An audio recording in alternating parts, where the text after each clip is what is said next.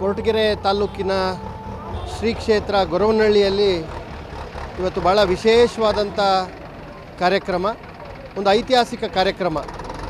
ದಶಕಗಳ ಕನಸಾದ ಜಿಲ್ಲೆಯ ಸುಮಾರು ತಾಲೂಕುಗಳಲ್ಲಿ ಕೆರೆಗಳಿಗೆ ಎತ್ತಿನೊಳೆಯ ಯೋಜನೆಯ ಮೂಲಕ ಏನು ನೀರು ತುಂಬಿಸುವಂಥ ಒಂದು ಕಾಮಗಾರಿಗಳಿದ್ದಾವೆ.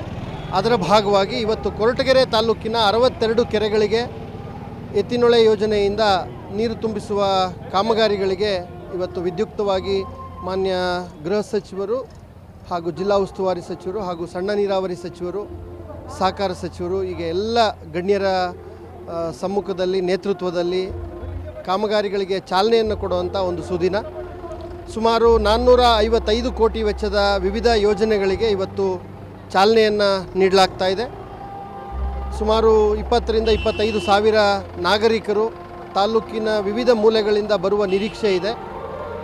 ಅನೇಕ ಜನರಿಗೆ ಸವಲತ್ತುಗಳನ್ನು, ಸುಮಾರು 11 ಇಲಾಖೆಗಳ ವಿವಿಧ ಯೋಜನೆಗಳಡಿ ಸವಲತ್ತುಗಳನ್ನು ವಿತರಿಸುವ ಕಾರ್ಯಕ್ರಮ.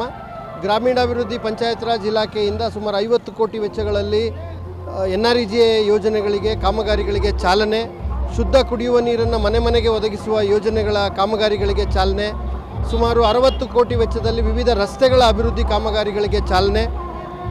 300 ಕೋಟಿ ವೆಚ್ಚದಲ್ಲಿ ಸುಮಾರು 62 ಕೆರೆಗಳಿಗೆ ನೀರು ತುಂಬಿಸುವ ಯೋಜನೆಗಳಿಗೆ ಚಾಲನೆ. ಹೀಗೆ ಅನೇಕ ಅಭಿವೃದ್ಧಿ ಕೆಲಸಗಳಿಗೆ ಇವತ್ತು ಮಾನ್ಯ ಉಸ್ತುವಾರಿ ಸಚಿವರು ಹಾಗೂ ಗೃಹ ಸಚಿವರಾದ ಪರಮೇಶ್ವರ್ ಸಾಹೇಬರು ಹಾಗೂ ಇತರೆ ಮಾನ್ಯ ಸಚಿವರುಗಳು ಚಾಲನೆಯನ್ನು ಕೊಡಲಿದ್ದಾರೆ.